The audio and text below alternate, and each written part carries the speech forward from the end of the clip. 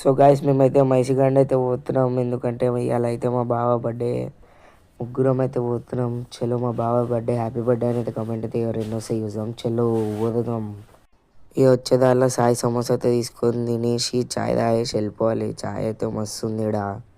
చలో ఇక గుడికి అయితే వచ్చేసినాం. ఇక దర్శనం పోవాలన్నా అయినా 30 రూపాయలు పెట్టి టికెట్ తీసుకోవాలంటే ఇక్కడ చూస్తారు కదా. ఇక పోయి కాళ్ళు కడుక్కొని కొబ్బరికాయ తీసుకొని అయితే పోవాలి. చలో కాళ్ళు అయితే కడుక్కున్నాం, నీళ్ళైతే చల్లుకున్నా.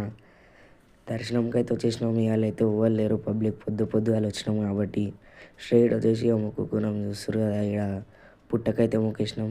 చలో దర్శనం కానీ అయిపోయింది. మీరు ఈయన మొక్కుకోరి, ప్రసాదం అయితే ఇచ్చిర్రు పులిహోర. ఇప్పుడైతే కళ్ళకి అద్దుకొని అయితే తినేసినాం. వస్తుంది అయితే పులిహోర.